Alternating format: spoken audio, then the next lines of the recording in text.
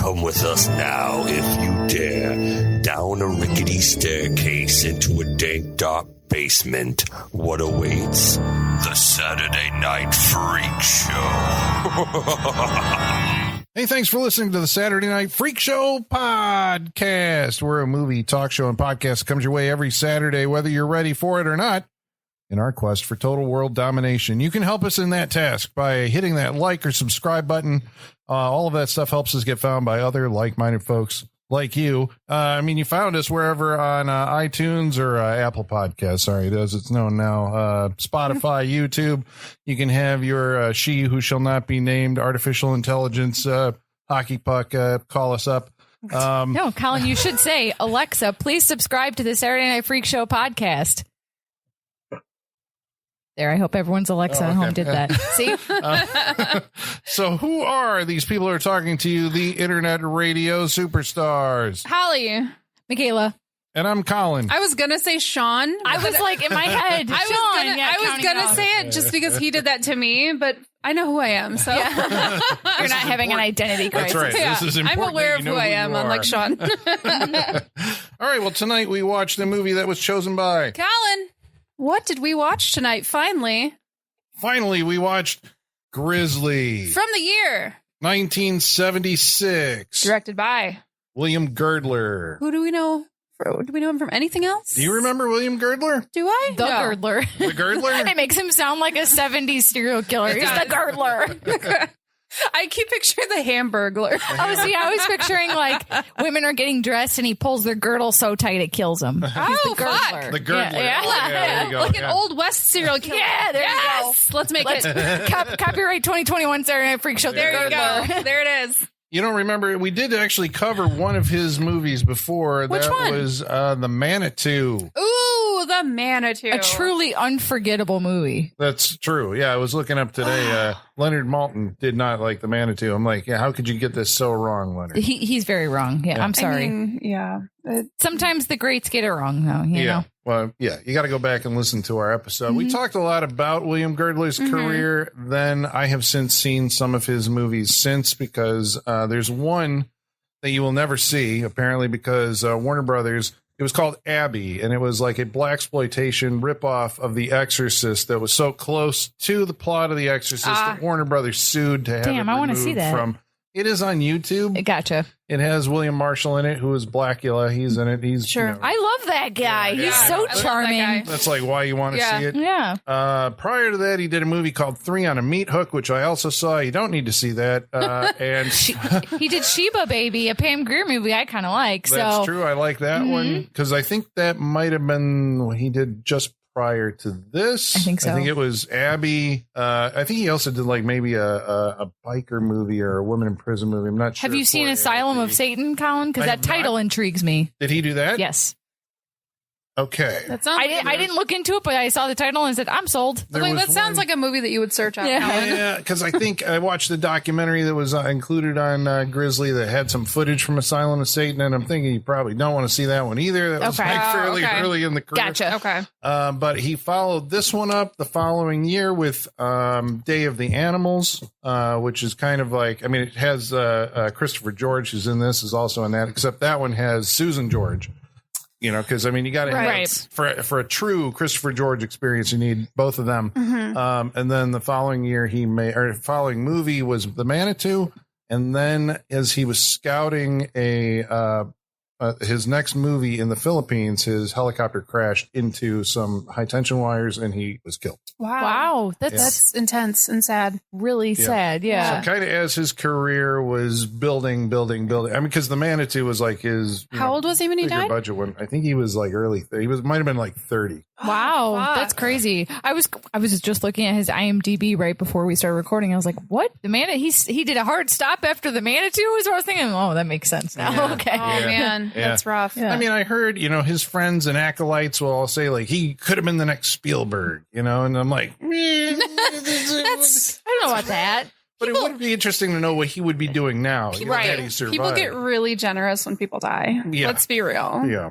And not that he isn't great, because the Manitou is fucking awesome. I would say not even when people die, but like people make one good movie and they're the next somebody. You remember when The Sixth Sense came out? Everyone said M. Night Shyamalan was the next Hitchcock. Yeah. Like it doesn't take much for people to overhype. Time. You know, Old in theaters now. If anyone has seen Old, I want to know what you think. Yeah, I have seen Old. I'll tell you after this. Okay, right into the mailbag with your spoiler-free thoughts on Old. Spoiler-free. There you go. So yeah, Grizzly obviously is, it was alternately, I mean, I saw a poster of it where the top of the poster said Claws because it came out the year after Jaws. Jaws, yeah. It was the first Jaws clone to make it to theaters. So because of that fact, I think it became a huge hit, like at the time. So a hit in theaters? Yeah. Okay. I mean, people went to see it a lot. Apparently, it was one of the most popular movies of 1976. Nice. I mean, Wow. because you were riding on the coattails Sure, of, yeah. of Jaws. I think everybody was hungry for like the next one. And then for the next, 10 years, you got a bunch of Jaws clones coming out. I mean, I guess that makes sense why they call him the next Spielberg. Yeah. I get it. Yeah, that makes sense now. So who do we have in Grizzly? Who's our lead performers here? Christopher George is a person in this, right? Yeah. I'm gonna be honest. I was really into their performances. I don't remember their names. Oh, okay. All right. Well, Christopher George, we've seen him on this show. He seemed familiar. Yeah. Okay. So according to MF Mad, the keeper of the Saturday Night Freak Show Wall of Fame, we are finally inducting Christopher George to the Wall of Fame because Mr. he was George. Kind Welcome. of feels Ranger. overdue. Yeah. Yeah. Well, if you go back and listen to our City of the Living Dead episode, we did a lot about, because there was like a Christopher George Day because of like his service in, I think, like the Korean War or something like that. He actually had like a day. Wow. Because of his heroism back then. Yeah. But we talked a lot about it on that show. He was also in Pieces. Who could forget Pieces? But yeah. Wow. Right. That's a real trip of a movie. Yeah. But he was like known for these type of movies. It's like, it seems like, Christopher George, if you're following like 70s, 80s horror movies, he usually does appear with his wife, Susan George. And, or what am I saying? It's Linda Day George. My God, I misidentified her. Linda Day George is in the movies with him. But he was in a movie. Well, he was in, was it El Dorado? Yes. With John Wayne. He was also in Chisholm with John Wayne. And it turns out, I don't know if the casting director knew that they were doing this, but his two co-stars were also in Chisholm with John Wayne. Yeah. Both Richard Jekyll and Andrew Prine, who are also in this movie, were in Chisholm. Oh my God. And Andrew Prine was in Lords of Salem. Yeah. Wow. He's still working. Good for him. You know what? Good for him. Because he was like a personality back in this era, too. I mean, I remember the first time I saw Andrew Prine he was a bad guy in V, the series and miniseries. That is connected to apparently everything we do on this show. I know, Right? From Mark Singer and Beastmaster to Andrew Prine. The outfits were recycled and rad. Right. It's connected. It's 6 degrees of V at this point. I think the guns or the helmets were recycled and like, I don't know, it wasn't Starship Troopers or something, but he was also in a movie that we haven't put him on the wall yet, but he was in The Town That Dreaded Sundown. Gotcha. Yep. Right? And he was in, I mean, just like a scores of stuff from back then, but there's a title that like called Simon, King of the Witches, where he's Simon, the King of the Witches that he was in. And Richard Jekyll was also in a bunch of other stuff, but we've seen at least one other movie that he was in, if you remember, The Green Slime. Yeah. Oh, how could I forget? Oh my, damn. Now I really want to rewatch that because I'm thinking about that like key party they had that was hopping. I was literally just talking to my coworker about that the other day. There was a song on and he was like, oh, this sounds very like 60s, like sci-fi. And I was like, if you want a solid 60s, like sci-fi theme song, look up Green Slime. Yeah. It's fan-fucking-tastic. Yeah, and you got to go back and listen to our episode because I think we play a little bit of it on that so you can sample. All right, so if you're going to rip off Jaws, I mean, how close of a Jaws ripoff is this movie? I mean, I don't think it's as close as it gets accused of being, if that makes sense. Like if they went as far as to be like, it's Labor Day weekend, it's the busiest weekend of camping season, like that'd be and like really kind of hit like there's gonna be more people here than any other day, like Jaws does, then I would be like, okay, they're laying it on really thick. But they say at the beginning, it's the end of the season. People are on their way out. The busy season's behind them. Like, true. So, but I do understand, like, obviously the comparison of the main, the main creature that's attacking, and then we have the standard politician that doesn't want to shut down and doesn't want to, like, that's true. Clear everyone out. So, like, I get it. I get the similarities. We've got the one lone cop that wants to, take him down. I see it. Yeah, and he keeps on getting interference from the dude who's like, I don't think it's closing the park. I don't think that's what I mean. Yeah. I don't think it's in your face ripoff, but I mean, I get it. Yeah, especially because, like, the three main actors that work together to kind of take down this grizzly, I don't think they have the same type of relationship at all as in Jaws. I think it's these three guys seem to work together very well from the jump. You know, they don't have to earn each other's trust or go through any backstory or anything like that. They come together to take down this beast. Yeah, they've been working together for quite some time. Yeah, this is their job. It's just a little more stressful than it normally is. You know? Yeah. Okay. Yeah, because I mean, I think it is significantly different, but even while I was watching it, I was sitting there going like, okay, which one's Quint? Quint's the crazy one who goes out in the woods and lives with the grizzlies, right? So Scotty, and this one, the Richard Jekyll character. Which one's Hooper? I'm like, I guess Don. Yeah, the pilot. I guess it's Don because he's got I don't know. He has a sad war story. That was because I was like, is this the Indianapolis speech? Yeah, like it around is. The campfire? It is. It totally is. But like the way he explained it, at first I was like, oh, this is going to get real sad. And then the turn it made, I was like, oh, he's not bothered by this at all. Yeah. That's a different way to take this. I remember he had but he told the story about like the Indians that were attacked by the herd of grizzlies. Yeah. I'm like, this is your Indianapolis moment. Yeah, like, for sure. Shit, it wasn't anywhere near as good. Oh, see, I was more thinking about when he was talking about when he was in Vietnam, that scene. Okay. Where you like, oh, this is going to get real sad. And then he's like, and then I just turned into a killing machine because I didn't think of them as people. And you're like, oh, that's not what I vowed never to kill again. So that makes up for it. Yeah. Let's go kill this thing. Yeah. And then like later on when they're in the helicopter, he's like, I'm feeling that urge to kill something again that I haven't had since whatever. Right. Yeah. I think Don needs some therapy. Yeah. Yeah. Mm-hmm. And they also had like, I guess we're substituting a helicopter for the Orca, but it didn't get all three of the guys on the helicopter at the end of this. I mean, if you Yeah. Okay. So, I mean, obviously it's a movie about a rampaging grizzly that's killing hikers and backpackers and all sorts of people in, we established this was Georgia. It's filmed in Georgia. Yeah. I don't think it's supposed to be Georgia. Like it kind of seems like it's supposed to be more out west because I don't think Pacific Northwest is what it feels like. I think that's what it's supposed to be because that makes more sense for grizzly country. Right. But yeah, it was filmed in Georgia. Okay. So maybe that's it. So yeah, because we were trying to figure out, I wasn't looking at license plates, which is usually the thing that you're supposed to do to determine where the hell you are. But all the signage is just like National Park. Yep.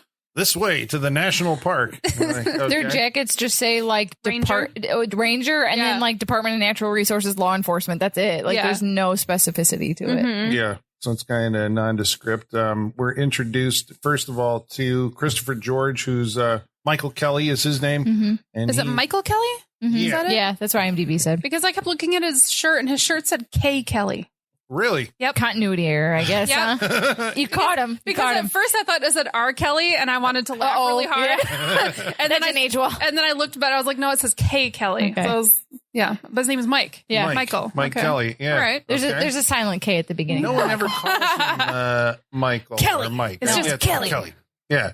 Including his. So he's got a bunch of park rangers who work from him. We thought that he was sleeping with at least the two sexual tension amongst this man and all of his coworkers is rampant. You could slice it. Like it's prominent. Mm-hmm. Like I think he's sleeping with everyone, men and women, all of them. We were surprised actually when it turned out because like I thought like you did that the first girl who comes up, she's the one. She's like, I'd never miss a Kelly meeting. Yeah. Mm-hmm. And you're like, clearly there's something going on there, but no, she's dating the other dude, Tom. Yeah. Yeah. Who's like, yeah, we'll be home for dinner or whatever. We can go to dinner tonight. Yeah. I'm like, oh, there's. I was like, oh, so she's sleeping with both of them because she's definitely sleeping with Kelly. Like, there's no doubt about it. Yeah, because like that scene later where we'll get to where she undresses at the waterfall. Sure. I kind of felt like she was waiting for him to show up. Yeah. Like, Really? That's what it felt like. This whole movie is a porn setup. This entire fucking but yet movie. there's no sex scene. None. PG, right, Colin? Yeah, You said PG. PG? Yeah, movie for kids. Yeah. Take your kid to the drive-in I mean, and go honestly- see Grizzly. Yeah, I'd show this to kids, I think. Well, it's just, I think there's a level of violence and gore that we're unaccustomed to now, but it's Yeah. like, you know, this is the stuff that I would have wanted to see when I was 12, or Right. Yeah, whatever. obviously. I don't think it harms you that much to see, people being bisected and their arms going flying through the air and blood flying all over the place. I mean, really? Does that, I mean, does that do something? it's probably a good thing you're not a parent, but okay. I mean, I guess like I'm trying to think if I saw this as a kid, if this would have given me like an irrational fear of bears, but I don't think so. I don't think so. This seems like a very specific circumstance, and it's very easy to avoid this situation, Yeah. So Well, who are the first people? Oh, well, first of all, who is Kelly sleeping with? So he's actually involved with like a journalist that's there. She like a photojournalist. She's a photojournalist. Her dad owns the resort, like the local, like, it's like this movie's version of like Kellerman's from Dirty Dancing, like the local mountain lodge. Her dad owns it, and she's there taking pictures of the end of the season, the colors changing and whatnot. real rich kid scenario. My dad owns this resort, and I'm Yeah. a photojournalist. Yeah. Like, okay, Like, all right, yeah, I'm sure her pictures are really nice. yeah. Like, are they for an actual job, or is No. she just there taking Well, I think pictures? she said she Exactly. was working on, there's like an art project or something that she An was. art project. Yeah, was she like 50 pictures away from having something she could turn in New York? I don't know. Well, and as Holly pointed out later on, she's taking pictures at night with no flash. Yeah.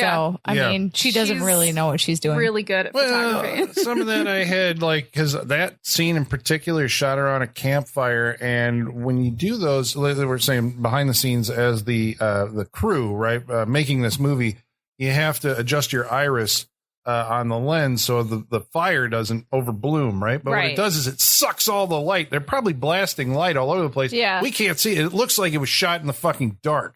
So she may have had a flash, but it wouldn't even register on film. I do kind of appreciate that the darkness is realistic in this movie. Yeah, Like, I was just gonna say that. Yeah, it's not like the moon is like a mile away and everything's lit up like we see in every movie now, or even every Yeah. movie like 1990 onward, I feel Yeah. like.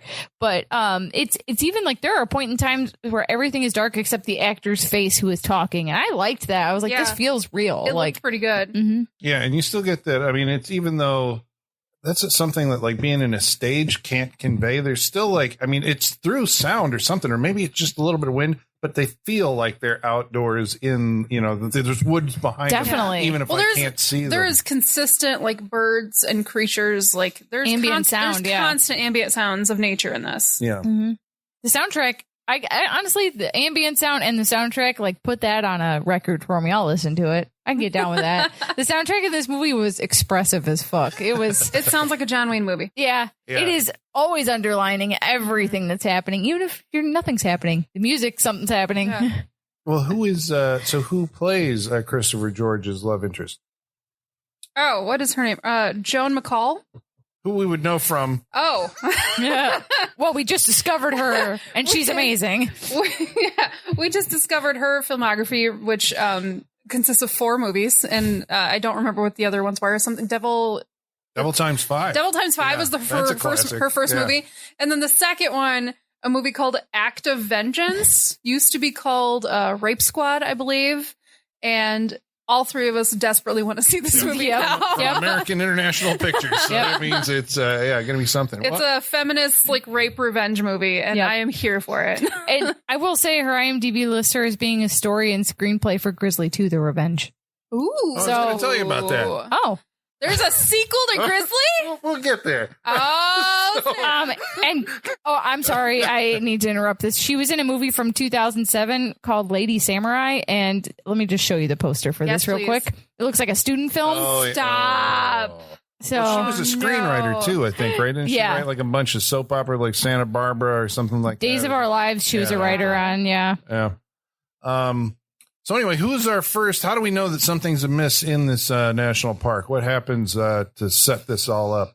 Well, the ranger comes up and it feels like we're on a softcore porn because he comes up on two girls that are camping and they have a bunch of like, don't get into any trouble now type banter. Yeah. And don't worry, we'll be out in time. Yep. And they have a tiny tent. We're just going to eat first. Yep. And that's exactly how this scene goes. And we're like, oh man, they're going to start with a fuck scene. Nope. There's no sex in this movie. No. And then a grizzly I say grizzly. We see paws mostly. Yeah. But we do get bear cam. Yeah. We get bear cam. Which that I thought was kind of interesting because I thought it was a tall grizzly bear, and then at one point the camera actually goes up on like a jib, and it's like, holy shit! It's like 2 stories tall, 15 feet, Colin. It like so it does a lot of like swiping motions. This grizzly, and when it does, whole things come off. So it swipes at this one girl, and her arm just completely flies off. Right, it's pretty awesome. It is pretty awesome. Yeah, and PG, but there's an arm flying through the air landing. I'll never get over PG in the 70s. I'll never get over it. It's a real risk when you see PG in the 70s. It could be anything. Yeah. It basically means nothing. It means nothing. Yeah. They get mauled pretty bad. The one girl, she runs to, is it just like a shack? Yeah. Yeah. Like a cabin? It's like a random, it must be like a hunter's cabin or something. Yeah, like she runs to that. The bear knocks down half the cabin getting to her. And mauls her and then apparently throws her up in the rafters based on what we see later on. Yeah, when they find her, like the body flops down. I love the way it was. The timing worked out very well for that. Yeah, there was a shock cut when that thing came in. I think the movie did that like a couple times. It was like she's in, and it's like and we know the grizzly's going to come probably through the door or something, and then it just shock cuts to like boards being blown off with this big clawed hand. So then we've got 2 dead campers on our hands. At this point, they're missing. They're missing because remember they checked in with the ranger and promised they'd be gone by sunset, and that they wouldn't cause any trouble. They haven't been back yet, so they are considered missing now. Is this when Christopher George had his first blowout? First of several blow ups with the park superintendent, whatever. Right, because at this point he's just flirting with the photojournalist and like, oh well, let's go find them. Thinking everything's fine. And then that's when they discover the bodies, and then this is when we have our introduction to the. That's right, because the park owner. We also have that Jaws scene of the medical examiner's office, where it's like, this is a big one. Yeah. This has got the biggest, whatever. It's going to be a huge grizzly bear. Or it's definitely a grizzly. Does he say it's a grizzly, or we get that from Scotty later? I can't remember if that was the medical examiner, but it's like, you got a problem on your hands. Some bears wandered down from like up north and whatever. And then the park superintendent comes in, and these 2 get into a shouting match because they're always, every single time that we see them, antagonistic towards each other. There is serious sexual tension. Yeah, it is a dick measuring contest every time. Every time. They totally want to kiss. But I'm okay with like it because both actors are trying. They are giving it their all. Everyone was here for these 2 throughout this entire movie. I was here for it. I usually sometimes scenes like this in a movie can feel extraneous and boring and just kind of like, okay, I get it. Let's get to the point. But in this movie, like, everyone's trying so hard and no one's phoning it in, and everyone seems to really believe in this project that it works. I spittle flying. Fist pounding on desks. Yeah. Listener, I actually turned to Colin and I was like, considering the quality of this movie, I am surprised at how good the acting was just now. Yeah. I was into it. I was invested. Yeah. I was too. Well, MF Matt also lets us know that we are inducting Joe Dorsey, who played Charlie Kittredge. That would be the park supervisor. Yeah. He's being inducted. We're going to say the hallway of fame. Yeah, hallway. He's hallway for sure. Because he was uncredited in the Manitou, of course. He played a character named Dr. Snaith.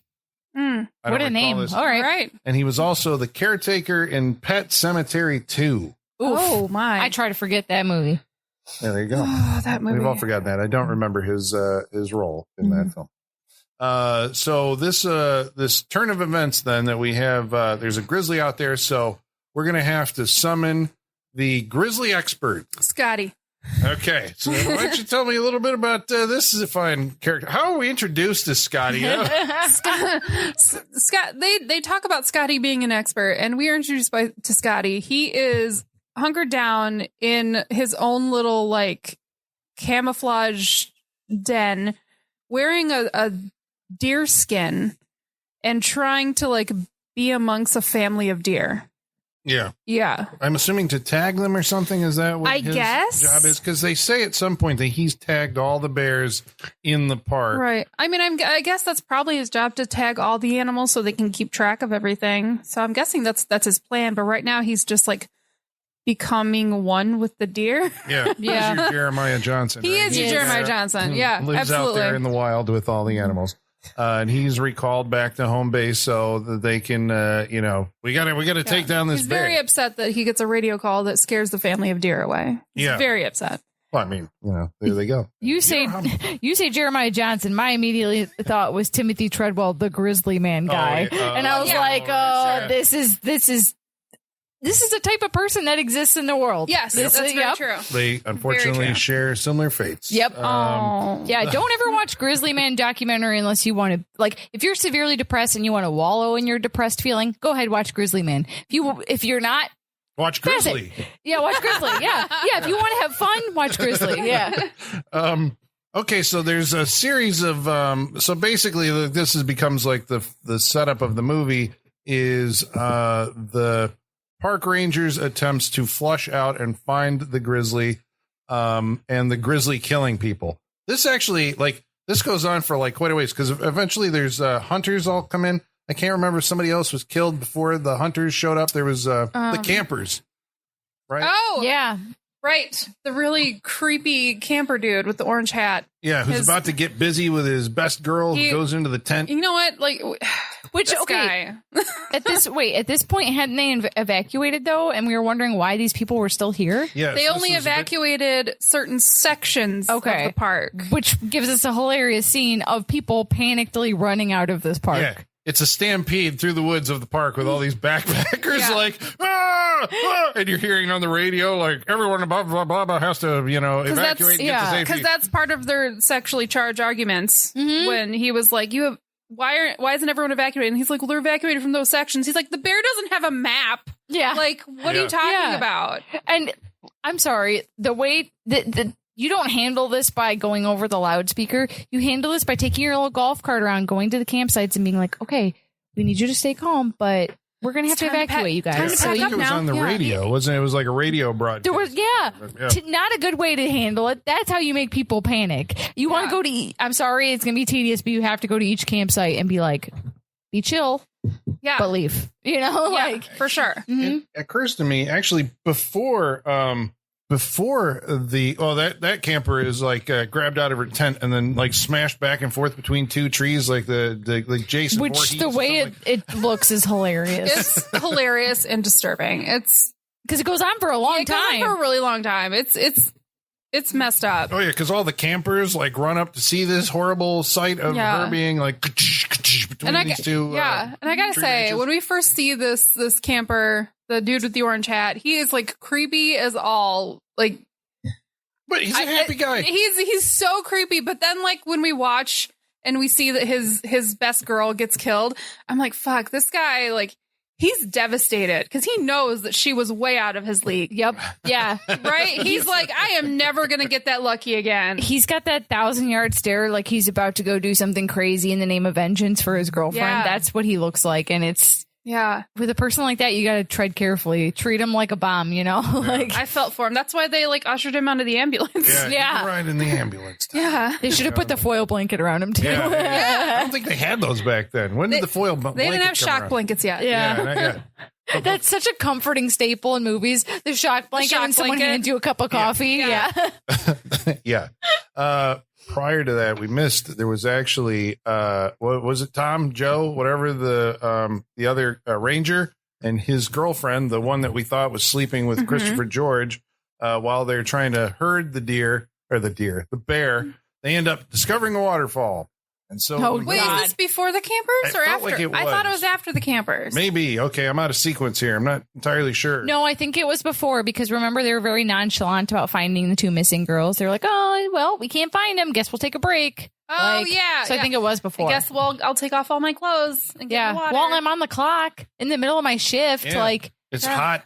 Yeah, They're walking around in the woods. It's not hot. They're all wearing jackets. But like, this is their job, Colin. Like, this is what they do all the time. They, like. Yeah, I'm guessing this is what she does all the time. Yeah. She'll be like, I'm going to go check the perimeter. And she really means going to go take a dip at the waterfall. Yeah. Well, she's like, I'm going to go soak my feet in the river. There's a beautiful waterfall there. He goes off to like recon the ridge. Yeah, that was the moment where I was like, oh, they're going to get it on. And then he's like, all right, well, you have fun. I'm going to go. I was like, what? Yeah. Your girlfriend just said she's going to go get in the water. Why are you leaving? Why is she stripping down if she's just going to dip her feet in the water, Because, yeah, well, I figured she was actually going to go in. But you made a good point. Why is it you made a good point. Why is it in movies that, when they strip down to go in the waterfall, they still keep their bra and panties on, right, which are then going to get soaked for the rest of the day. Right. Yeah. Like, what are you going to do? Just not wear those the rest of the day? You're in uniform. You have to wear your proper undergarments. Right. You don't have those like packed away. Maybe she does it often enough that in one she's got extras? Yeah. Maybe. Why didn't I just wear a bathing suit then? Yeah.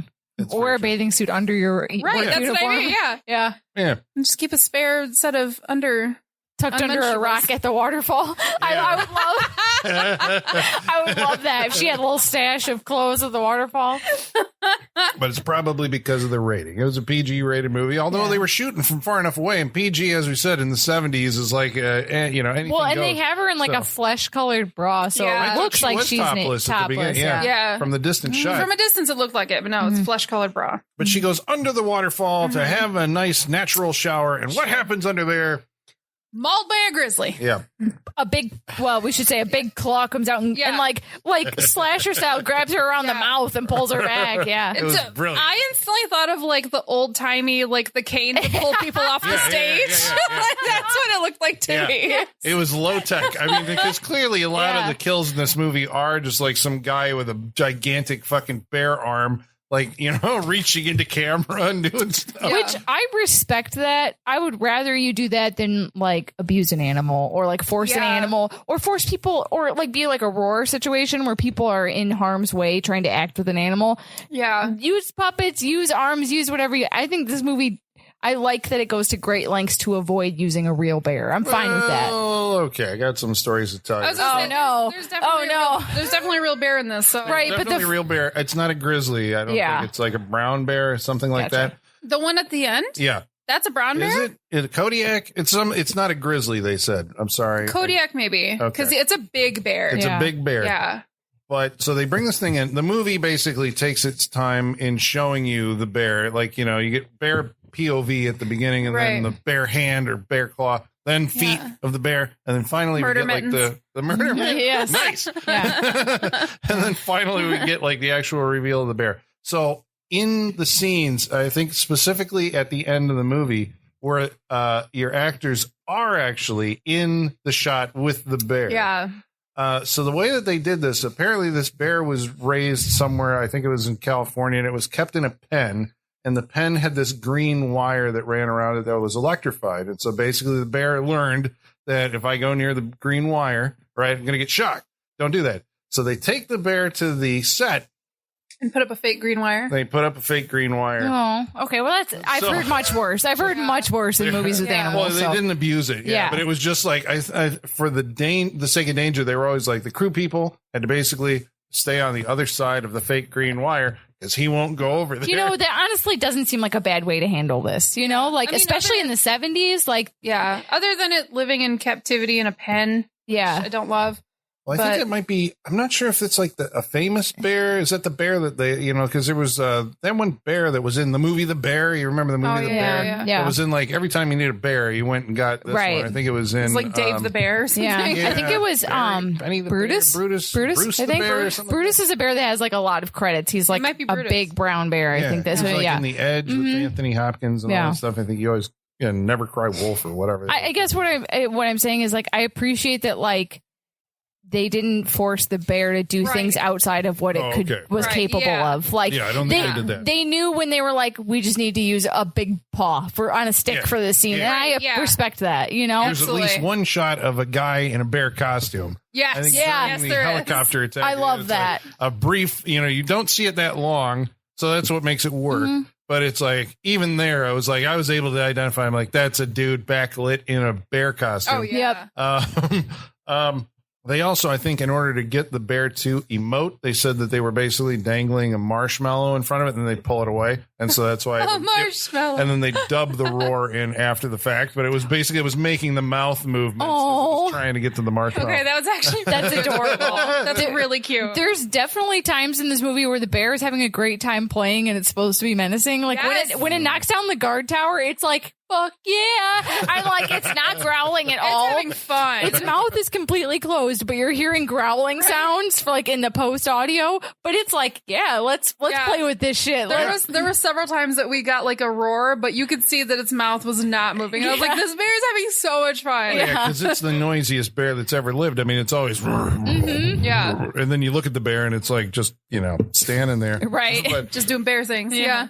I love that scene at the guard tower because it's unexpected, I guess, in the movie. I was like, I was you shocked. actually are going because Tom, whatever, the bereaved, right?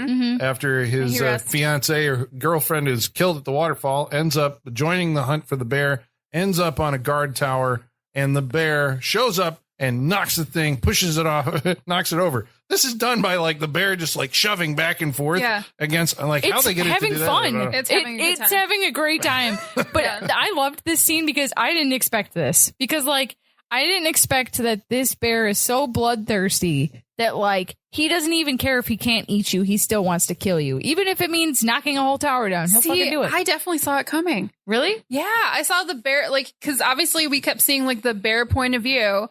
And it was like watching him in the tower, and then you kept seeing, like, kept cutting to like him and not seeing the bear, and then it kept like we kept getting good shots of what the tower looked like. Oh, okay. I was like, okay, this tower's coming down, and that bear's taking it down. Okay. That's what's going to happen right now.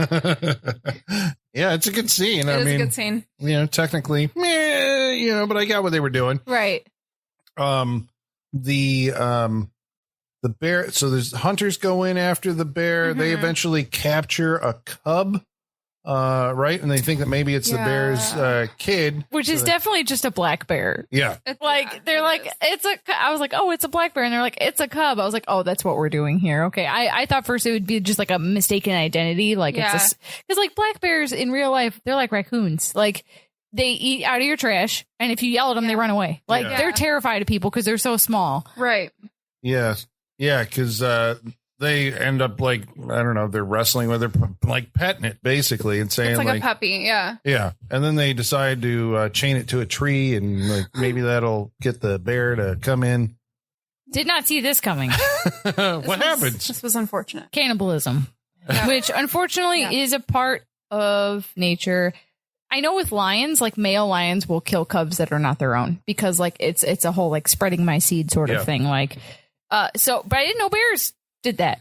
So that was, I learned something. I learned something. Yeah. Yep. This is why you watch movies? Because they're so factual all the time, Colin? Okay. Holly, obviously this is a nature documentary. I mean, obviously. We know this. This was Christopher George's nature series, part of his career. Yeah. Wild America with Christopher George, That's what it's called. Man, we may have to watch Day of the Animals at some point, because that one, like all the animals go crazy because the ozone layer is going thin and the sun zaps them. And that might be our future, Colin. And he goes nuts. Leslie Nielsen before Airplane. What? Yeah. This has been on my list for a long time. Day of the Animals and Grizzly have both been on my freak show list for a long time. I want to watch this. All right, we'll come back to it. We might we need to give it a little time. We might actually experience that though. That could happen to us. That's depressing. Mm-hmm. So yeah, I mean, I guess there's the group of the three guys come together. How did the helicopter pilot Don get involved in the chase? The bear. Well, Helicopter Don, they needed aerial shots. They needed to get an aerial view of the park. This seems completely ridiculous to me. Why? They're basically like, we're going to fly over because we see that this is a gigantic, like, huge forest preserve. We're going to fly over it. Maybe we'll be able to see a bear. And it's a sea of trees down there. Well, it's a 15-foot bear. Yeah. And like, that's right. Because Scotty tells us 15 foot, 2,000 pounds. Yeah. And if it's man-eater. And if it's that big, it's dangerous to be on the ground. So it seems like it'd be easy. Because like we see people go on horses and it does not end well. Like being on foot with this thing is, you're not going to win. So you got to get above it. And at this point, it's already been like 5 people killed.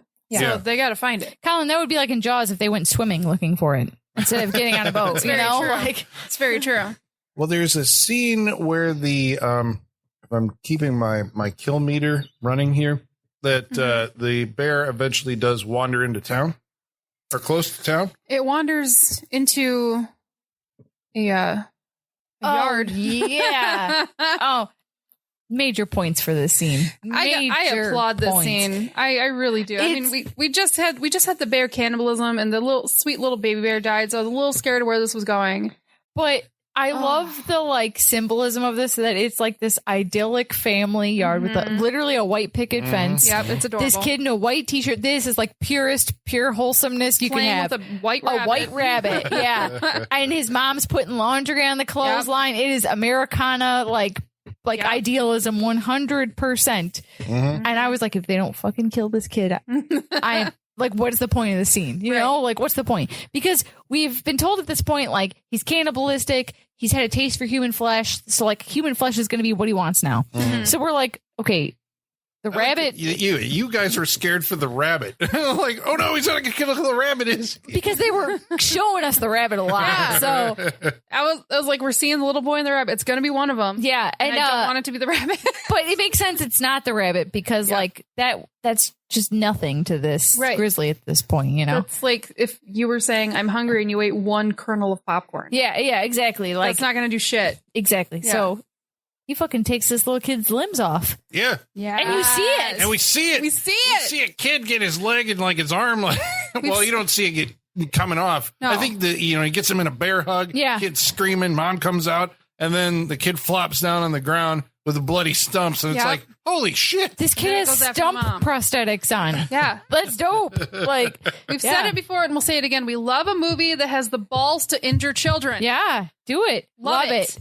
Go there. You know what? You guys worry me. Go there. No, because I know what it's doing. It's like setting the stakes. It's like not even the kids are safe. Yeah. Colin, I love kids. I love them. I do. Not in movies. They're fair game. Well, I'm just saying, have the balls to go there. Because it's a movie. Who cares? It's not fucking real. Just kill the kids, you know? Like that was Alligator. I know you weren't here for Alligator, Holly. Not. But Alligator had a very similar scene where when we were watching, I was like, they better follow through, because there was it was even more setup for the scene in Alligator than it was for this one. Yeah. And like in Alligator, they didn't show it, but it still happened. And but the way they didn't show it was still really interesting, if that makes sense. The way that whole scene was shot was really well done, so it worked. That scene gave me nightmares because I saw it when I was a kid. I gotta fucking watch this movie.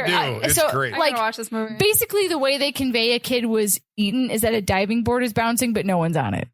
And it's genius. No, you actually see it go right into the throat. I thought you didn't see that. I thought it was like a cut back into the mouth as in the pool. I thought it was like they cut inside to the birthday party and they cut back out in the back. Oh, okay. No, you actually see it. Unless I've Mandela affected myself, I'm pretty sure one of us has. So, I need to watch this and confirm. And wasn't it that kid's birthday too? Like it was his party, right? Because they were forcing him to walk the plank, or because it was a pirate themed birthday party. Yeah. Okay, but enough about it. You have to see that movie. Go listen to our Alligator episode. Yeah. Still not available domestically to stream or on Blu-ray, so you're going to have to go far afield to hunt that one down. Another Jaws imitator that I think is probably one of the best ones.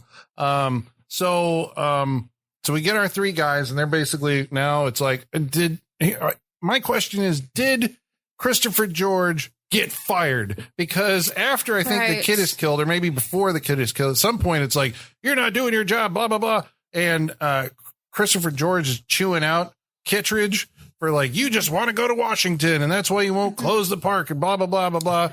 And then he's like, you're out, you're fired. One of their heated exchanges. Screw you. Yeah. Something like that. Screwed you. Yeah, it was, I felt it. Yeah, because then afterwards, this like it predates Jaws 2, where Brody gets fired, where he's like sitting out drunk and like. Right. But this was before the little boy was mauled. This was before, because then after the little boy is mauled and his mom is killed or whatever, then he goes back and he was like, are you going to give me what I want kind of thing?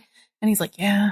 Okay. So I think he was like fired for maybe an hour, long enough to get drunk. And then he hired him back because the little boy died. And he's like, all right, maybe you're right. Yeah, because Scotty gives him like a whole speech too about like, if you're just going to sit here and nurse your injured pride and nurse your whiskey or whatever. He has a good line though. He was like, don't take this all on your shoulders. They're not broad enough. But like there's a pause in between to where you're like, oh, that's nice of him. And then he says that and you're like, oh, you're a dick. Like, I loved it. Well, Scotty's got his own, like, because his thing at that point is like, I'm going to go out and bag this fucking thing myself. So he wanders out into the bush. And this is the don't be a hero, Scotty. Damn it, Scotty. Damn it. We're kind of like, there's certain things that the film does at this point that I was kind of like, all right, what, for the sake of efficiency, why are we doing this? Scotty goes out and, he's on horseback. And so the first night he beds down in the woods and we're like, oh shit. And then cut to the next morning. He's fine. And like, okay, so there was no bear attack, no nothing. It was just like, okay. Then I guess they needed us to know that a day had passed. I don't know. Yeah. He survived overnight. So there's no drama to it, I guess was the point. But there was no like dramatic attention. Yeah, because at this point, the ranger and Don are off on their own, and Scotty's off on his own. That's right. They're up in the chopper. Yeah. With the grenade launcher. That may or may not factor into the end of this movie. So we've got 2 search parties happening. Right. Because that's right. A kid has been killed and we're definitely going to. Oh, the kid hasn't been killed. I'm sorry. No, it feels like he was, but he survived. Because the way they say it, they're like, he's alive. And she's like, he lived. And he's like, a part of him did. I was like, Jesus. Yeah. Not his arm part didn't live. Yeah. But the rest of him. It's like, okay. Well, he's basically saying like the kid basically died. Yeah. Like his life will never be the same. Yeah. He's kind of alive. Yeah. Jesus, dude. Yeah. I wasn't sure like when they because the way that scene was orchestrated, I was like, when they wheel him out on the stretcher, it's like, oh shit, did he die? But no, they don't address that or whatever. No. So yeah, the 2 guys in the helicopter out. Scotty's running around. There's a whole to do with hanging up a deer, and maybe we'll be able to track the bear with the deer. Yeah, but at this point, the bear has a strategy. He takes the bait, he circles, and comes back. That's what he's been doing this whole time. That's how they're tracking him. Yep, he takes the bait, he circles, he comes back. He takes the bait, circles, comes back. So that's what he does with the deer. So then he's like, well, he's gonna come back. So we gotta wait for him. Yeah, but like dramatically, ruins that. I just wonder if some of these, because there was the when they're waiting, the 2 different scenes. I guess there's the Scotty scenes and then the Don and Kelly scenes. And in the Don and Kelly scenes, right, they set up the deer, they hang it from a tree, they get in the blinds, and then there's all suspense because we see that the bear, point of view is getting closer, and then he cocks his weapon while he's waiting. He doesn't see the bear. He just cocks his weapon. The bear freaks out and runs. And so they give chase the bear. And then that goes nowhere. The bear gets away. Right. And you're like, okay, no dramatic confrontation with the bear. It just gets away. They come back and the bear has taken the deer. And it's like, he got us. Now we're going to have to wait another day. And you're like, okay, well, I guess we got to wait for this, confrontation again. Then Scotty, he's out in the woods. Yeah. And actually, I did kind of like how this is approached. He finds the deer carcass and then ties it to his horse and rides through the woods with the deer carcass. And then what happens? Oh, damn it, Scotty. The horse makes the ultimate sacrifice. Yeah. The horse gets decapitated. But like a chicken, he stands for a few seconds and takes a few steps before he collapses. That was solid, like, because they didn't actually show it, but you still got the idea of it. And I was like, that was pretty solid. Well, you see the horse head flying off. You see the head fly off. And then you see like the feet, like the close-up of the feet. Yeah. And I was like, that's pretty effective. And then you see it fall over and oof, I felt more watching that than most of the people getting murdered. Yeah, that's true. Just because it was so shocking. I didn't expect that. It was quick. Yeah. Yeah. It was real quick. It does work for like shock effect. You know, it's like boom. Then something, all of a sudden there's a grizzly there and attacking you. Scotty's taken down. Unfortunately. Well, okay. The bear digs a grave. But yeah, okay, so tell me about this, because this is, I guess, a problem that I had with the movie was just how they did this. So what actually happens to Scotty? His horse is killed. And so we learned early on that the grizzly will actually like bury its prey and then come back for it later and finish it off. So we see Scotty get taken down and the bear buries him in a shallow grave, essentially. But then we see the dirt moving. Scotty's not dead, Colin. Scotty's alive. Holly and I are literally punching the air like yeah, Scotty! And I was like, oh my God, there's going to be a Grizzly 2, Scotty's Revenge, and Scotty's going to come back. But then the Scotty pulls himself out of the grave. We hear the growl from behind him. Yep. Yeah. And then there's like, they don't actually show it. But Scotty's killed twice. He's killed twice. And I'm like, what the hell what the are you fuck doing? was that for? Yeah, what was the point of bringing him back? False hope, motherfuckers. Jesus. What does this serve? Like, what does because I get maybe it's to fool your audience, whatever, but it lasts for a minute, maybe. Oh, but why? Why in the name of everything didn't Scotty pull himself out of the grave and then slowly drag himself to where the other two were? Don is getting attacked, and then eventually the Ranger's about to be attacked, and then from behind him, the rocket launcher goes off. Yeah. Scotty saves the day. Yeah. Why didn't that happen? It feels like, I feel like I was robbed of not having him, like the three guys together since they've been together through most of the movie, that you don't put them together in the climax, that it takes Scotty out. But I'm like, even if you do that, you don't take him out twice. No. Exactly. You just kill him. Well, and for how knowledgeable he is, it feels like this is not how he should have gone out. You know what I'm saying? Yeah. It's just kind of like, oh, okay. He's out of the picture. And so then that leaves the other two guys and their helicopter. And yes, you do get a bear versus a helicopter scene, right? Because they land, they're like, take it down in the clearing. We're going to make this thing run off. But I was kind of hoping it be in the air and the bear attacks it while it's in the air. Like takes a swipe at it. Yeah. Takes some propellers out or something. Yeah. What I was hoping, right? And this is hope of all hope. It didn't actually happen. But in my version, it would. That they would tie the deer carcass to the helicopter, right? Yes, and then kind of have that go through the woods, like Lake Placid, yes. And then the bear would grab it and pull the helicopter down. Yes, the sky. Yes, absolutely, yes. And why? I mean, we've got our like trio of good guys that we're rooting for. Why didn't the fucking park supervisor, why didn't he get taken down by the bear? Why do we have to lose Scotty and Don? Right, but that asshole gets to live because he's just been sitting up in his office the whole time. He should have been attacked. Yeah. Damn it, Scotty. Yeah. I know nothing becomes of his character or the photojournalist. They're just kind of written out. I'm okay with not having any. She's not a lead. Why was she a leading lady? She's not a leading lady. I'm sorry. I'm sorry, Joan. I'm sorry. I haven't seen your Vengeance movie yet. I will. Not a leading lady. Maybe that's why. Maybe Linda Day George turned it down. There wasn't. It didn't follow through where it was because it becomes about these three guys in the end, right? And their kind okay of with that. camaraderie / antagonism or whatever. Right. It's like that's what it's going to be. These three guys who know the terrain and know the animal and all that stuff taking on this fucking bear and. They do end up taking on the bear because Don ends up like exhausting his shots at it, which have no effect. We never get. That's the other thing. The tranquilizer. Chekhov's never got tranquilizer. That. I know. I was thinking that too. Scotty makes a big deal out of the fact that he's got these bullets and like it's never explored in the movie or never brought up again. Right. Yeah. Pointless. That's why you don't have those scenes. You introduce it to have it pay off. If you don't pay it off, then it's like, what the hell was the point of it? Yeah. So then maybe the ending of the movie was rushed in production or something. I don't know, but it's like we get the thing we want. We want to see the bear explode by the rocket launcher. Yes, we do. We want to see that, and we get it. It delivers, but did it deliver enough? That's the question. Right. We didn't get a good one-liner. We didn't get a good like aggressive like. Fuck you, like and Jaws had come out the year before and set the tone with the smile, you son of a bitch, before you actually blow him up. We didn't get that satisfying. It was just like he struggles a little bit and then it goes off. Yeah, because I got that was like for some reason he wasn't able to find out where the fucking trigger was. And the thing is, the bear's like running at him. Which I get it. He's a park ranger. He shouldn't really know how to use a rocket launcher. Although he was in the war. Was he also in the war or just Don? I think he was too. Okay. I mean, it seems, but that doesn't mean he used a rocket launcher.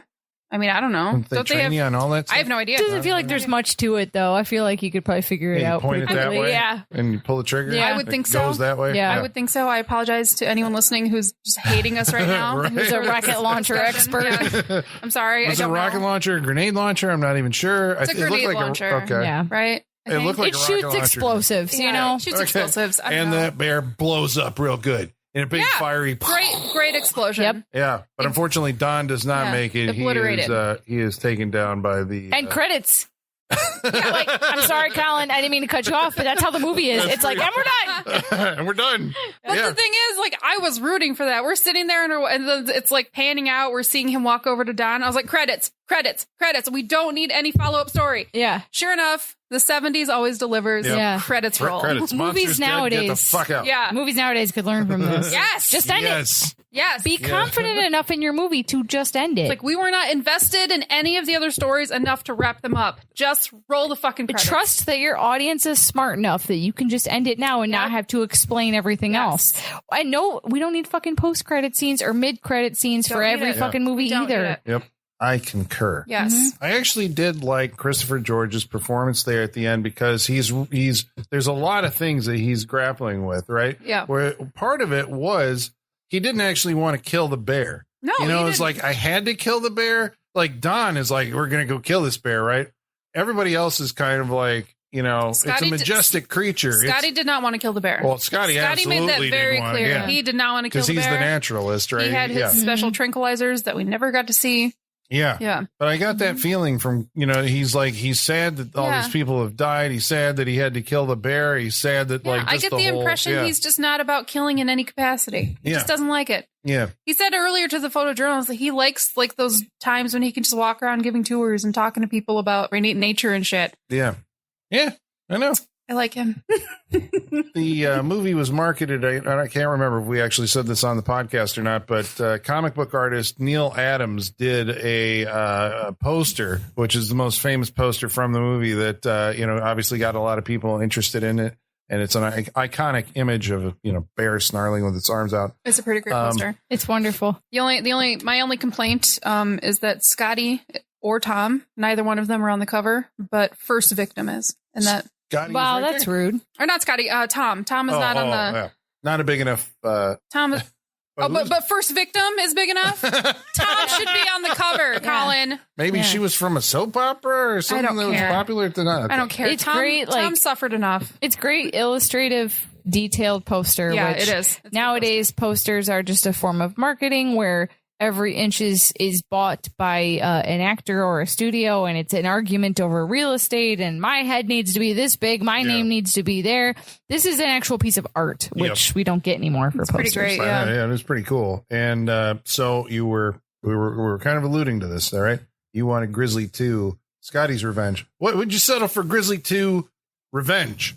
I mean, whose revenge? Yeah, who's getting I'm revenge? not sure. So I haven't seen this, and few people have. Okay. Because this movie was shot in 1983. Oh, wow. All right. That's much later. Yep. I don't think he's the star, but he's in it. John Rhys Davies is in it. What? And George Clooney, pre-fame George Clooney makes an appearance, I think, as a backpacker who gets killed by a grizzly. Shut up. This movie remained out of circulation and was released in January 2021. Just came out this year. Colin, you have your finger on the pulse, apparently. Wow. Yeah. So my jaw's on the floor right now. But we don't know whose revenge it is, because obviously the bear's dead, so it's got to be a new bear. Well, I'm sure he's got a mate or something. I watched the trailer. There's a scene that takes place at a nighttime, like giant, you know, like not like a Lollapalooza, but a big, concert with big screens and all that. And I don't know if a bear comes through there. And God, I hope so. So you have to see the trailer for Grizzly 2. I'm sure Sean will bring it. Yeah. I'm like, why was it out of circulation for, 30 years? I don't know. But hey, or is it 40 years? Oh, almost 40. 1983. Almost 40. Yeah. Yeah. But at least they got released. So there you go. Wow. You learn something new every day. I learned a lot today, actually. Right. Bears bury their. I didn't know that. Nature. Yeah. I like that movies go and do all this research, though, so I don't have to. They just give it to me when I watch. Right. Totally factual. Yeah. Do you guys ever think with movies like that, like when it's something that someone really famous was in early on and it's like out of circulation, that famous person like sued? Was like, hey, bury this. He was in Revenge of the Killer Tomatoes or Return of the Killer Tomatoes. So it's like, I don't know. Clooney doesn't strike me as the kind that would be like, don't let that circulate. I feel like he wouldn't care. I'm sure there's some people that have egos like that, but yeah, he doesn't strike me as one. Yeah, I'm kind of surprised that like Jennifer Aniston hasn't been like Barry Leprechaun, you know? Like I'm kind of surprised by that, but maybe she appreciates it. Because of the kind of like her big residuals that she still gets from all those Leprechaun DVD releases or whatever. Yeah, because she's hurting for money. What percentage of her filmography? Wouldn't it be funny if that was one of those? If it was like Friends and then Leprechaun or her residuals. Yeah. Okay, so I tell you what we're going to do. We're going to go around the room and tell you individually what we each thought of tonight's movie, Grizzly. But before we do that, we're going to have to answer some of your mail. And in order to do that, we're going to summon our mailman. His name is Igor. Bring us the mail. Masters, the mail. I've got the mail. So many letters. Our followers are rising. Why, thank you, Igor. I wonder, like, if Igor, for his size, is like bigger or smaller than like the rest, whatever he is. You know, like is he a gigantic version of what he is? Yeah, is he like the 15-foot, 2,000-pound version of what he is? I don't know. Yeah, because we were talking about this before. Do you see Igor as like a lurch kind of guy or like a hunchback? No, he's like a hunchback. Yeah, I see him as a hunchback. In my mind, for sure. Right. Yeah. I mean, he presents differently to different people. Yeah. So Right. He's a chameleon in that way. He's a shapeshifter. Yeah.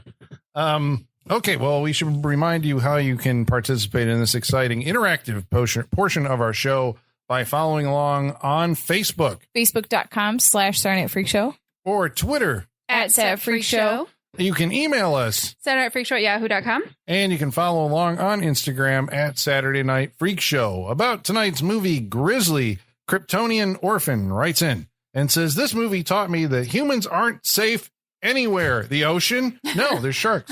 Lakes or rivers? No, there's piranhas and alligators. The city? Yeah, right. There's murderers, rapists, and serial killers. The woods? Fuck no, not even there. There's 18-foot grizzly bears and hockey masks killers. Space? Come on. I mean, if you make as we learned in Slugs, if you make a salad, it might kill you even. Yeah, so, you know, I think that's what horror movies do. Yeah. They just try to find every single, that refrigerator can kill you. Owen Is Johnson. there a horror movie that's just like about someone with bad cholesterol? There's got to be something like that, I'm sure. The Stuff? No, I don't know. The Stuff is getting there. Yeah. The Stuff is more like consumerism will kill you, you know? Right. I haven't seen, we watched Killer Workout, but we didn't see Death Spa. So who knows? Mm-hmm. Maybe who knows? Yeah. Owen Johnson writes in and says, this grizzly needed a reverse mohawk and a charred corpse to fit his demise if only Cannon had made this movie. He's talking about Death Wish 3. Yeah. I'm surprised that, wow, the grizzly has the same death as that guy in Death Wish 3. Yeah, and the guy in Invasion USA. Yeah. I'm kind of surprised Kanan didn't jump on this like subgenre. So, at least as far as I know. Rocket Launcher Deaths is on the wall. Yeah. I know, right? Yeah. Congrats, Rocket Launcher Deaths. Woo, Rocket Launcher Deaths. It's Sylvester Stallone, Jeffrey Combs, Rocket Launcher Deaths. Yeah.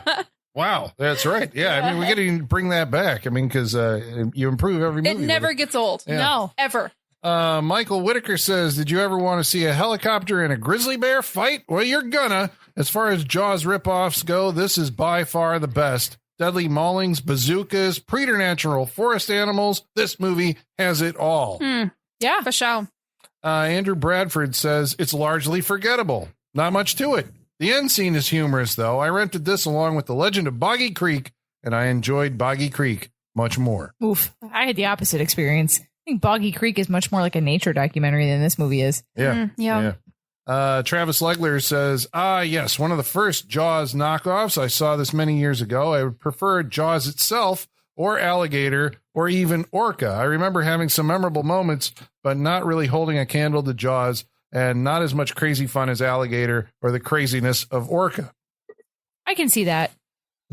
Simon Carter says, this has been on my to-watch list forever, and now I'm just going to wait for the Freak Show judgment and see if I should. Oh, the pressure's on. Stay tuned. There you go. Last week, we watched a movie called Cowboys and Aliens. DJ Dog Manfish writes in and says, all right, I'm going to have to rewatch it. I'm going to go for the gold and watch the extended edition because I'm a glutton for bad movies. I mean, someone's got to. Let us know if there's a whorehouse in that. We hypothesize there might be a little bordello scene in that. Gotta be. That extended Or a drunk who gets very excited Buck by it. flowers. Yeah. The week before that, we watched a movie called Moonraker, the James Bond movie. Carl S. says, it was nice to hear you fun-loving folks talk about a Bond movie. Most of my favorite Bonds are from the 70s when realism and reason went right out the window. Yes. I feel bad for kids these days who will grow up with nostalgia for Daniel Craig's mopey movies. I get what you're saying. I get can what you're understand saying. that. Yeah. They are very serious movies. But that's for Skyfall sure. is flawless. Well, he also asks, have you guys seen The Humanoid, directed by Aldo Lato? It's a cheap Star Wars and James Bond ripoff featuring both Richard Kiel and Corinne Clary from Moonraker. It's not the worst, at least not in a bad way. I've heard of it. I have not seen Sounds it. interesting. I'm intrigued. All right. B-Movie Poster Vault writes in and says, I never actually realized how impractical those ladies' space uniforms were until now. In space, everyone can hear you say, gosh, it's chilly in here. Yes. Yeah. Yes. Uh-huh. Yes.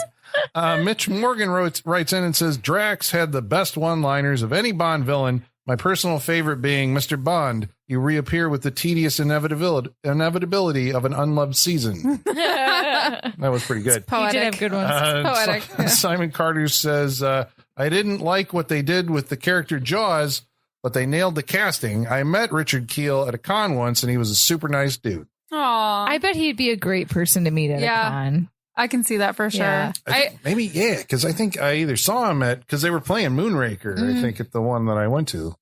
I may have seen him, but I don't remember actually meeting. He seems like someone that would really appreciate people coming to see him. I think so too. Yeah. If you've got stories about meeting him, let us know. That's right. Share on our social media. So now we're going to go around the table, tell you what we thought about tonight's movie, Grizzly, starting with Michaela, All right. what did you think of Grizzly? I think that the animal attacks subgenre is an endless well for us to always go back to. And I love that about it. Yes. We've done quite a few if you look at our history. I did a whole summer where I picked nothing but these types of movies. And I feel like we barely scratched the surface. And I love that. I love that about the horror genre in general, but I really love that they would grab onto an idea and they would just run it into the ground. And I think as far as if we're just categorizing them as Jaws ripoffs, I think Alligator might be a little better than this. Just because it's a little more ruthless and the clip it moves at is faster. And I like that it gives the alligator an origin story. Like Jaws doesn't have an origin story, Grizzly doesn't have an origin story, but the alligator you see from when he's a little baby to when he becomes a killing machine. Colin, you're gonna have to give me Alligator. Yeah. You have to see it. I mean, need to watch it's great. it. Yeah. So I love that. That being said, that's not a knock against Grizzly. I think that Grizzly is just a smidge below it. I think that Grizzly is definitely worth watching. I think I love 70s camping aesthetic. I'm kind of sad I never got to experience a 70s camping resort. I liked how much everybody was trying in this movie, how much everyone was committed to it. Everything feels real and lived in about this world. It doesn't feel like a soundstage. Nothing like obviously the claws look kind of goofy sometimes and stuff, but I'll take that if it means you're not abusing an animal. It's fine by me. Do what you got to do to make the movie work. It went places I didn't expect. I didn't expect no sex scenes, but yet almost naked waterfall kill. Yeah. Those are two things that seem like they should go together. But, I don't mind a Jaws ripoff. I don't mind movies ripping off really good movies if they do it in their own way really well. It's not something that bothers me. Obviously, Jaws is going to be the best version of this movie. It's just can't be topped. It's a perfect film. But I admire what they tried with this. I think it's really well done. I think it's entertaining. It's 91 minutes. It doesn't overstay its welcome at all. Definitely recommend Grizzly. Holly, what'd you think? Yeah, this movie was fun. It gave me everything I wanted, and I wanted more. I did. I wanted so much more, but not in a disappointing way. It was kind of fun that the entire thing felt like a porn that just never happened. Right. Yeah. The whole thing was movie foreplay or something. I don't know. It was kind of fun. I don't know. I dug it. I was on board with this whole movie. The acting they went for it. Christopher George was fantastic. And the chemistry between all of them, I was surprised by how into it I was. yeah, the gore is pretty solid. Like I when you said it was PG, I didn't really know what to expect. Like we said, in the 70s, PG, you never know what to expect. But yeah, the kills were good. The gore was good. Yeah, this was a fun movie. I enjoyed it a lot. I have not seen Alligator, so I cannot make that comparison. I will get on that, I promise. But as far as like a Jaws ripoff, it's pretty solid. And yeah, it's just a fun movie. I enjoyed it a lot. I see why it's got a reputation. I see why we've been circling this movie for so long, and I'm glad we finally got to it. Yeah, I definitely recommend Grizzly. It was a good time. Well done, Colin. No, I'm surprised actually, because I was like, man, this is like a middle of the road kind of movie. I mean, if we're looking at it probably honestly, but and you know, like I said, I think it does have some narrative issues toward the end, but I think what makes it appealing is the interplay between, it gets like 3 really good actors in there. Well, 4 if you count, you know, the guy who plays sorry, what's his name? Joe Dorsey, the the other guy. No.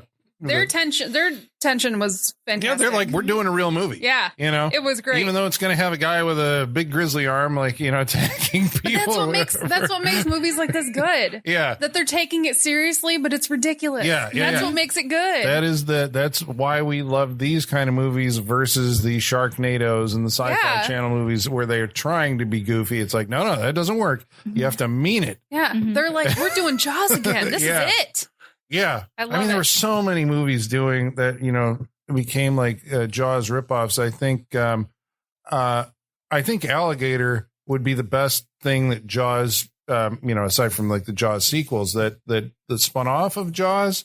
But I think people haven't seen it because it's out of circulation for so long. So Piranha is probably the next one that, you know, people would say. But, you know, when you talk about, you know, calling it a Jaws ripoff, I'm like, okay, well, you're right. It does have like a very similar structure to Jaws, but it's different enough that you're not watching the same movie again, because if you want that movie, I believe it's called Cruel Jaws, which is an Italian knockoff of Jaws, which is like beat for beat Jaws. You're like, oh no, it's the exact same movie again. That's or what was fun. that Halloween ripoff that we watched where it was like, this is Halloween. Offerings. Yeah. Like if you're too close, then there's no fun to it, you know?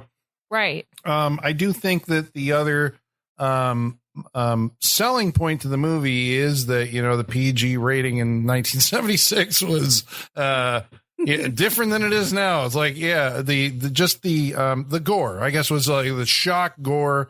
You know, the moments you feel it, it's like they're brutal attacks it makes this creature seem dangerous, even when what you see is, you know, a guy with a big bear paw. I think it sells it, you know, and it is, like we were saying, it's too bad that William Girdler didn't go on to do, you know, I mean, not that he would have a great career or anything, but it would have been interesting to see this progression, because I do think Day of the Animals is a better made movie than this one. And Manitou is a better made movie than that one. And so we were kind of looking at a progression of style, you know, filmmaker learning during a period of time where you could actually, you know, be releasing real movies and kind of stepping up your game all that way. So, yeah, I mean, I would recommend Grizzly. I thought it was fun. And it seems like every summertime we're always reading headlines about, you know, grizzly bear attacks. So it's never really going to get old in that way. Yeah. So, yeah, I recommend Grizzly, out now on new Blu-ray from Severin Films. Just released this new version of it. So you should check it out. And I guess it means it's Freak Show approved. It is. Hell yeah. It is. All right, there you go. So that's the answer to the listener question. You should watch it. Watch it. Yeah. So next week we're going to watch a movie that's chosen by Sean's Proxy. What is Sean? What is Sean making us watch next week? Next week we're watching House of Wax from, what was it, 2005. Are we actually going to watch it this time? I know this has been. Yeah, hasn't this been danced around like a lot? He definitely brought this before and then changed his mind last. Wait, night. is this his like placeholder title? Like he just says that until he actually decides. That's what I'm wondering. That's why I'm like, I'll believe it when we actually see it. Yeah. All right. So this week, well, we can't re-record this ending. All right. Tag, so this means we're committing to House of Wax. All right. Next week on the Saturday Night Freak Show. We hope you'll join us. And until then, ladies and germs, the basement is going dark.